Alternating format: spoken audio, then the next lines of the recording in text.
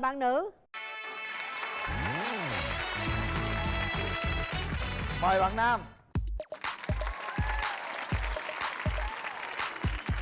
Wow. Rồi, mình giới thiệu mình đi bạn.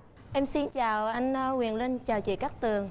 Chào bạn. Chào bạn Kéo Bên, chào tất cả khán giả có mặt trong trường quay ngày hôm nay.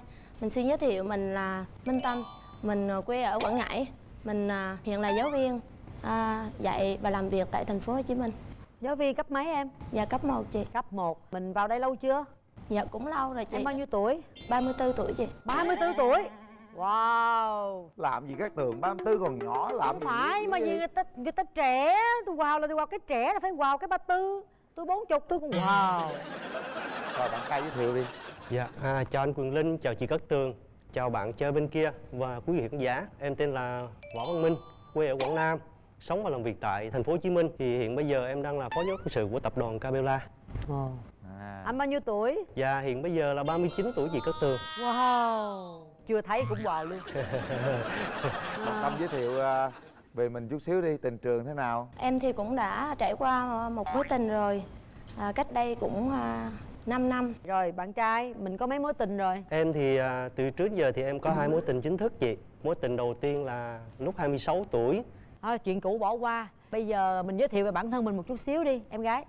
Em có những điểm mạnh và điểm yếu gì? Em có điểm mạnh đó là em biết hát karaoke, biết nấu ăn. Điểm yếu của em đó là em cũng nói hơi nhiều, cũng hay quay, nhưng mà quay nhiều nhất chính là hay bỏ chìa khóa thôi.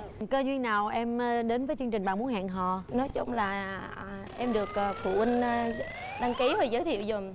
Tại giờ thấy cô suốt ngày đi dạy mà không thấy có ai nên là phụ huynh đăng ký cho em tham gia. Phụ huynh là phụ huynh của học trò em. Học trò hả? Dạ.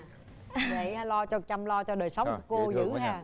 Dạ. Mình muốn tìm một người bạn trai như thế nào? Người đó về ngoại hình thì cao hơn 1m7. Có cao. Cao hơn 1m7 nha. Cao hơn. Rồi. Dạ, không hút thuốc, vui vẻ hòa đồng, cũng điềm đạm, biết lắng nghe. Em không thích điểm gì ở người bạn trai không? Nói chung là gọn gàng, sạch sẽ. Em ơi, em thích người có tóc hay không có tóc? Dạ có tóc. Có tóc. Hỏi Tóc hơi nhiều á. Hỏi chút được không? Em cũng không quan trọng hói hay không hói chị. Nãy giờ mình nói chuyện vui vui, có tóc hay không có tóc thôi. Cái quan trọng là tâm hồn thôi ha, hiểu nhau thôi. Chào anh. Chào chị. Nếu bây giờ mà tiến đến hôn nhân thì anh đã có cái hoạch định gì cho cái mái ấm gia đình của mình? Dạ thì khoảng 2 năm. Khoảng 2 năm nữa. Đó, mình phải có những cái định hướng, cái kế hoạch thì người phụ nữ người ta mới cảm thấy yên tâm. Dạ. Anh có điều gì không thích ở người vợ tương lai của mình? Em thích một người phụ nữ là gọn gàng. Nói chung bản thân em là cũng gọn gàng, ngăn nắp. Từ cái bếp núc cho đến rửa chén bát này nọ là em làm hết. Giặt giũ quần áo, đi chợ nấu ăn em làm được hết. Thì em cũng mong muốn người phụ nữ như vậy. Sống cần phải có một sự quan tâm. Nhưng mà nhiều lúc bạn gái là không có sự quan tâm chia sẻ với nhau á, thì nó cũng không có đến được với nhau. Chắc nãy giờ em cũng nghe bạn trai bên đó chia sẻ ha. Bạn ấy nói cũng rất là khá rõ ràng. Rồi, chờ anh chút xíu nha. Anh qua nói chuyện với đàn gái chút xíu. Chào anh. Chào em, rất là dễ thương. Đàn trai cũng chuẩn lắm nha. Đẹp trai đấy, nói cho thông báo cho em biết. Đẹp trai khi nào em nhìn mới biết chứ. Anh nhìn thấy được là được rồi đấy. Anh với thấy... cảm quan của anh là chị Cát Tường thấy được cũng có được chứ. anh thấy cũng được rồi đấy. Thôi bây giờ mình lấy ý kiến người thân đi. Cô bên kia thì cũng rất là dễ thương, cũng cao ráo lắm nha. Hôm nay mình đi với ai em? Dạ em đi cùng với người chị phụ huynh mà đăng ký cho em tham gia chương trình này, cùng với đứa em trai. Rồi đâu ạ? Cho gặp chị phụ huynh đăng ký cho cô giáo. Em chào chị Cát Tường. Chào anh Quyền Linh. Chào chị. Chị nhận xét về cặp đôi đang ngồi trên này như thế nào ạ? Dạ thì em thấy anh này nãy giờ qua nói chuyện em thấy anh sống cũng rất tình cảm. Dạ nói chung em thấy cũng hợp với chị Tâm. Út thấy được cô Tâm ơi. Rồi cô Tâm ơi, em trai đâu ạ? Em chào anh Quyền Linh và chị Cát Tường. Em là em trai ruột của chị Tâm. Thì hôm nay em cũng đến đây để ủng hộ tinh thần chị Tâm. Thì em thấy anh trai bên này thì rất là đẹp trai. Bề ngoài rất đẹp trai và anh có một cái tâm hồn rất là sâu sắc và là một người đàn ông của gia đình. Thì em cảm thấy anh là một người rất là được để chị Tâm có thể là hẹn hò, dành nhiều thời gian để tìm hiểu nhau hơn. Và về chị Tâm của em thì một người phụ nữ có gia đình, sống cũng rất là sâu sắc, lo cho anh chị em trong gia đình. Và nếu mà anh muốn tìm hiểu nghiêm túc thì em nghĩ là hai người nên cho nhau một cơ hội để tìm hiểu. Rồi, cảm ơn em. Còn em có đi với ai không? Dạ, đi với một đứa em gái và một em trai gọi là kết nghĩa. Em gái là em ruột đó hả? Dạ, em gái là em họ. Em họ hả? Chào anh Quyền Linh, chào chị Cát Tường, chào khán giả trường quay ạ. Thì em là em kết nghĩa với anh Minh, sống và làm việc với anh Minh một cái thời gian khá lâu rồi. Thì anh Minh là một người rất là mẫu mực, thì anh khá là hợp với chị về cái tính cách cũng như là cái công việc này kia. Thì hy vọng rằng hai người sẽ cũng tạo cho nhau một cơ hội để đến xa hơn. Rồi, cảm ơn bạn. Cảm ơn hai bạn. Bây giờ mình kéo màn lên nha. Ok. Nào. Cho em. Tặng em đóa hoa. Dạ em cảm ơn anh. Thấy anh sao? Không có tóc thì em thấy một người đàn ông có định như em như ý không? Nói chung là khó nói mà. Khó nói quá hả? Cứ nói thoải mái đi mà. Vậy em thấy anh có quyết đoán không? Có một người đàn ông bản lĩnh của gia đình không? Nói chung là nhìn bề ngoài thì không thể đánh giá hết một con người. Nhưng mà về mình cũng có một cái nhận xét, đúng không? Ví dụ như anh nhận xét em là một người phụ nữ nói chung xinh đẹp. Đó, là như vậy. Cái điều thứ hai nữa là có một cái nghề nghiệp là tương đối giống như anh mong muốn. Dạ. Tại vì ở công ty anh nhiều bạn xinh gái lắm. Nhưng mà anh đi tham gia chương trình này là cả phòng nói là bất chi anh phải tham gia. Nhưng mà đó là một cái mẫu người mình muốn chọn để mà mình đi đến cái hôn nhân cuối cùng. Chứ không đây là một cái cuộc chơi hay là một cái cuộc dạo. Đó là như vậy, đó là tính anh nghiêm túc. Đó. Thì thứ hai nữa là em lại là đồng hương với anh, nói chung miền Trung. Mà cái Quảng Ngãi thì hồi trước thì anh đi dự án kiên cố hóa trường học thì anh đi hết rồi. Không biết em ở huyện nào? Em ở Sơn Tịnh. Sơn Tịnh hả? Em đi lên Ba Tơ chưa? Chưa, Trà Bồng lên chưa? Tây Trà? Dạ chưa. Chưa, dạ thú anh nha. Nói chung là em cũng ít cái về quê. Thì anh muốn là dù sao tuổi thì nói chung cũng lớn rồi. Anh mong muốn sẽ cùng em được có một cái hẹn hò và tìm hiểu nhau để mà có một cái gia đình sau này nó êm ấm hạnh phúc. Nếu có khó khăn thì anh sẽ là người chịu khó đầu tiên.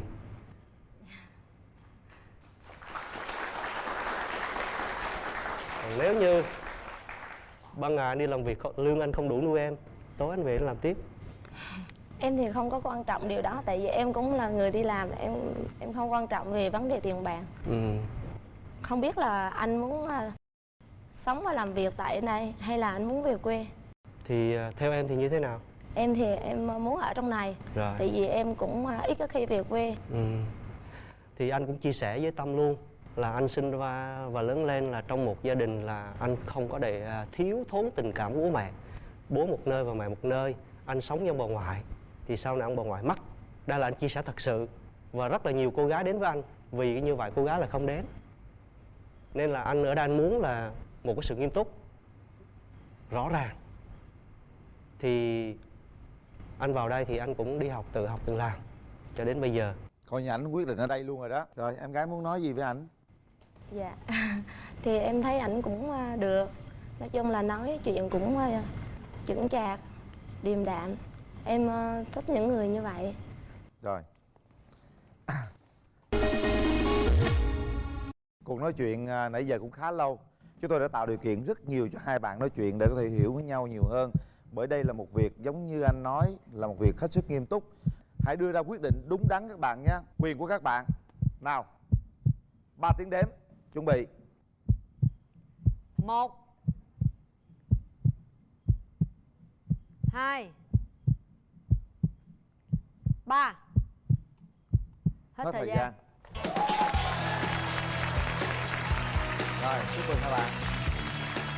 Quyết định bấm nút là quyết định những điều xa hơn nữa. Chúc mừng cái sự đồng điệu của hai bạn. Đầu tiên, 2 nút bấm đã được bấm. Nào, hãy nắm tay nhau. Đây là những chiếc vé xem phim của hệ thống Cinebox 212 để chiến thắng. Các bạn sẽ có những buổi xem phim thật là lãng mạn để có thể tìm hiểu kỹ hơn. Gửi tặng hai bạn nước xịt thơm miệng thảo dược Relax. Gửi tặng hai bạn viên uống sáng da Sakura Placenta, tinh chất làm đẹp từ thiên nhiên. Và đây, Gửi tặng hai bạn máy nước nóng nhãn hiệu Senton. Cái này bự hơn nè, anh cầm nè. Gửi tặng hai bạn máy nước nóng Atlantic, tổng trị giá là 7 triệu đồng. Rồi, chúc các bạn sẽ mau tìm được tiếng nói chung. Em là mẹ số lắm à, luôn á, mà hai người luôn là để con ra chắc luôn luôn. Lặn với lặn nó trội lên. Ơi, có những cái cảm xúc nó lạ quá. Tự nhiên anh đang cảm xúc dâng trào, tự nhiên mình thấy bình thường. Và bây giờ với cảm xúc bình thường này, hai anh em chúng ta sẽ đến với cặp đôi thứ hai. Xin mời Hạ Mai. Mời bạn nam. Mời đi bạn. Mời bạn nữ.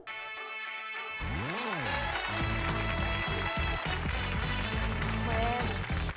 Rồi chúng ta giới thiệu về mình đi. Dạ, chào anh Cường Linh. Em chào chị Cát Tường ạ. Chào Chào bạn em. gái bên kia. Em tên là Trần Văn Thuận, 29 tuổi. Em đến từ Huế. Hiện tại thì em làm kỹ sư xây dựng, công tác tại Bình Thuận ạ.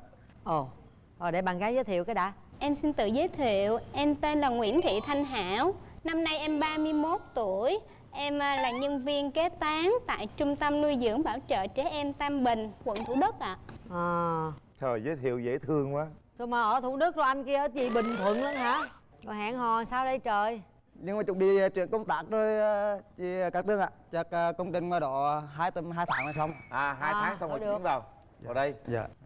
Không đi công trình nữa, mình kiếm việc nào cố định luôn, mình ý là công ty nào. Nhiệm vụ anh là gì? Dạ em là kỹ thuật khí thông trực tiếp tại công trường ạ. Kỹ thuật tức là về Giờ bản vẽ ra là mình đọc bản vẽ rồi mình chỉ cho công nhân. Rồi bạn gái mình giới thiệu một chút xíu cho mình đi em. Điểm mạnh, điểm yếu của em là gì? Dạ, điểm mạnh của em thì em biết lắng nghe, chia sẻ, vui vẻ, hòa đồng, hay giúp đỡ mọi người. Còn điểm yếu của em thì em dễ xúc động, với em sợ đau, với em hát múa dở lắm. Bạn trai, điểm mạnh điểm yếu của em là gì? Tự nhiên tôi muốn nói chậm chậm theo luôn vậy trời. Dạ, điểm mạnh của em là chơi được các môn thể thao, em hát được ạ. Hát được. Rồi làm bài đi, sớm lên. Hát bài về Huế nghe đi. Dạ đúng rồi. Chị Cát Tường ơi, lâu nay chị có về Huế không? Có.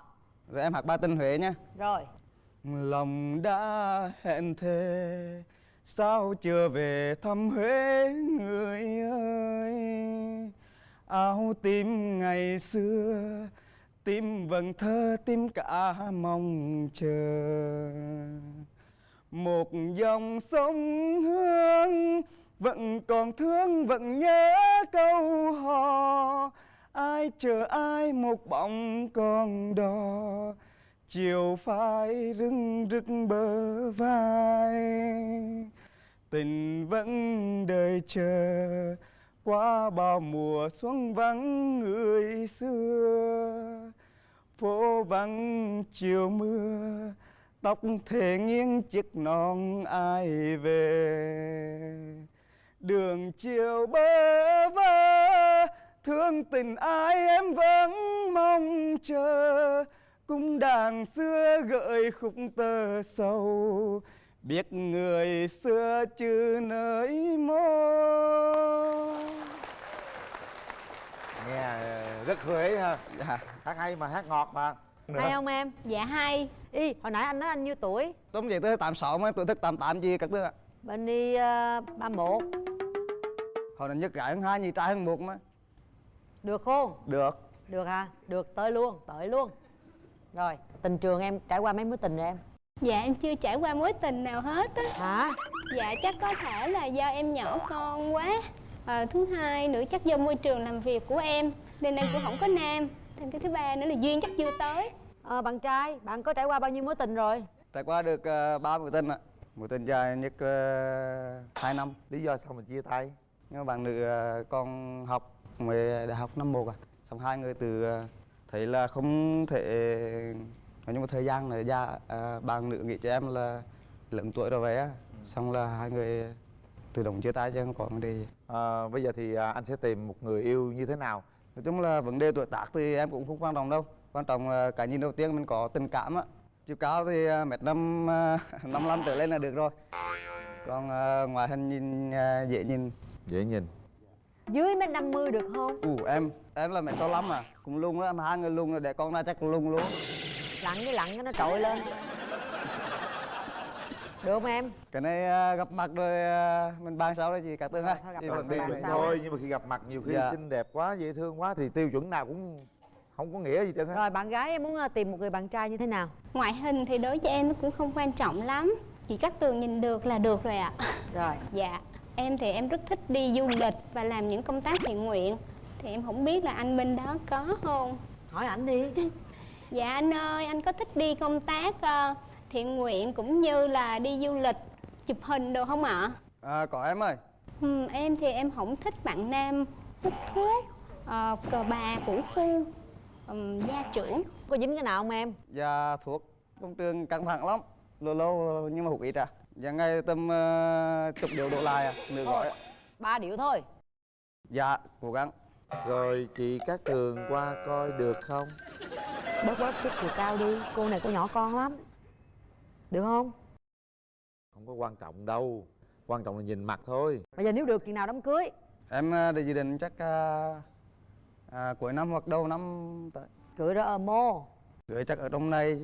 Không thích cái gì ở con gái? Nói chung là cũng giá chảnh á, là em không thích. Chắc cô này biết.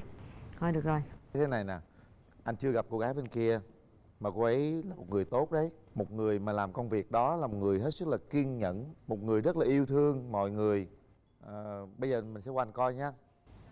Em chào anh Quyền Linh. Chào em. Dạ.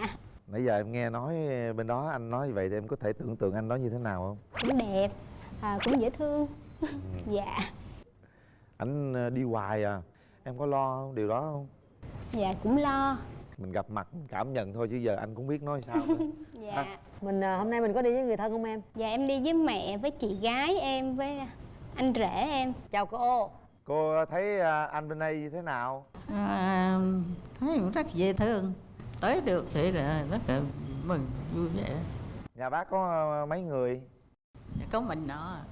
Con một luôn á hả? Nếu mà thương thì tôi bắt rễ. Bắt rễ. Ở rễ được không? Dạ được ạ. Quá tốt chứ sao không được. Chị bên chị có ý kiến gì không? Anh chị nè. Chào Quyền Linh, chào Cát Tường. Dạ chào anh. Em Hảo thì rất là dễ thương, chăm chỉ, học, đi làm. Còn mấy em trai bên này á thì cao, cũng đẹp trai. Anh mong là sau cuộc hẹn này mà tìm hiểu được thêm nữa thì đó là một điều rất tốt. Dạ. Rồi, cảm ơn anh. Rồi, trai, em đi về em hai đi đứa với em ai? gái mấy người bạn ạ. Rồi em nhận xét chị gái bên này như thế nào? Chị cũng dễ thương, nói chuyện nhẹ nhàng nữa. Em cảm thấy có phù hợp với anh trai của mình hay không? Chắc được, mà tùy em cũng biết nữa, tại vì anh của em thích thì được thôi. Em là từ Huế vào đó hả? Hay là ở đây? Nhà làm ở Sài Gòn. Làm Sài Gòn luôn hả? Em gái bên kia thấy thế nào? Thì chị dễ thương, cũng được ạ. Được đó anh Phương ơi. Thôi nói chung là quan trọng là ý kiến của hai người ngồi trên đây, hai nhân vật chính ha. Bây giờ chúng ta kéo màn lên cho họ gặp nhau. Hãy nhìn, cảm nhận và đưa ra quyết định. Đầu tiên gặp mặt anh có quà tặng em. Dạ em cũng có một món quà nhỏ tặng anh. Dạ chúc anh nhiều sức khỏe, vui vẻ và hạnh phúc. Em thấy anh như thế nào? Thì em thấy anh cũng được ạ. Anh thấy em cũng dễ thương. Thì hẹn hò em muốn như thế nào? Có thể thông qua internet, có thể qua điện thoại, hoặc thỉnh thoảng nếu cuối tuần có dịp thì anh có thể vào đây, hoặc nếu có dịp rảnh thì em có thể ra ngoài, không sao hết ạ. Nếu như mà mình đồng nút hẹn hò á, thì em mong muốn như thế nào? Một tháng, giống như một tháng một lần, hay là 2 lần, hay là 3 lần, hay là 4 lần gì đấy? Cái đó chắc là phải phụ thuộc vào cái công việc của anh cũng như công việc của em. Nếu khi rảnh thì có thể 1 tháng 4-5 lần. Còn nếu có khi không rảnh thì tháng 1-2 lần. Cái đó em nghĩ là mình phải dựa vào thực tế thì sẽ tốt hơn. Em rất là thích đi thiện nguyện, mong muốn là mình có dịp đi. Thì anh có đi được không ạ? Nếu như mà anh sắp xếp được thì anh đi cùng em. Làm mấy cái đó thì anh cũng rất là thích. Rồi em trai em quan niệm thế nào về hôn nhân gia đình? Quan tâm chia sẻ với nhau. Đàn ông thì phải chăm lo được cho vợ con. Em quan niệm như vậy ạ. Nếu như công việc nhà thì mình có thể chia sẻ với nhau được không ạ? Cái cùng đó nhau thì làm được không ạ? Cái đó thì cũng bình thường. Hoặc là mình ra mình phụ rắc rau đó cũng mình nấu cơm cũng được mà, có gì đâu. Các bạn suy nghĩ thật kỹ, cảm nhận nãy giờ như thế nào? Mình nói thật với người đối diện ha. Anh vào đây và được gặp em thì anh thấy em ngoại hình hơi lùn tí thôi nhưng mặt rất là dễ thương, thật lòng như vậy. Và nếu như mà cảm thấy mến nhau thì cho nhau một cơ hội. Dạ em nghĩ đến đây đã là một cái duyên mình gặp nhau. Em cũng phải đăng ký rất là lâu thì mới tới, cho nên là em nghĩ chúng ta cứ nên cho nhau một cơ hội. Rồi. Chúng ta hãy suy nghĩ thật kỹ, cảm nhận về đối phương như thế nào. Đây có phải là người để chúng ta có thể trao nhau một cái duyên trên sân khấu của Bạn Muốn Hẹn Hò? Rất nhiều người đang theo dõi chúng ta. Quyết định là ở các bạn. 1 2 3. Hết thời gian.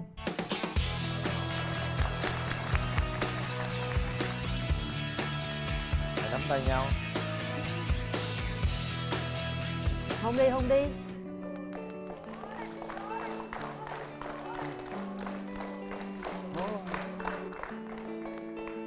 Sao? Bạn cho con hôn em được không ạ? Được, bác gật đầu rồi đó.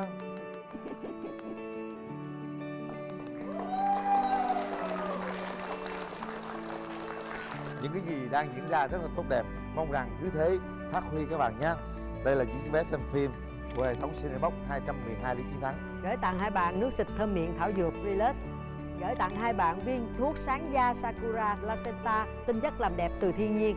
Gửi tặng hai bạn máy nước nóng nhãn hiệu Senton. Gửi tặng hai bạn máy nước nóng Alentic với tổng trị giá 7 triệu đồng. Rồi, chúc các bạn hạnh phúc nha. Thưa quý vị, tôi luôn mong muốn những cặp đôi sẽ bấm nút hẹn hò. Nhưng tôi cũng không khuyến khích là bằng mọi giá các bạn phải bấm nút. Chúng ta phải bấm nút với trách nhiệm, bấm nút với trái tim của mình. Có nhiều thông tin hỏi với các Tường cũng như là hỏi chương trình là hình như là tham gia chương trình Bạn Muốn Hẹn Hò là có đóng phí, đúng hay không? Thì chúng tôi xin khẳng định thông tin này hoàn toàn là không đúng sự thật. Không đóng không tốn bất cứ một khoản chi phí nào kể từ ngày bắt đầu đăng ký cho đến khi xuất hiện trên sân khấu của Bạn Muốn Hẹn Hò. Và tất cả mọi chương trình quý vị không theo dõi kịp thì có thể theo dõi lại trên Facebook Bạn Muốn Hẹn Hò hoặc trên cổng thông tin Love TV. Và bây giờ thì Quyền Linh và các Tường xin nói lời chào tạm biệt. Hẹn gặp lại quý vị trong chương trình tuần sau.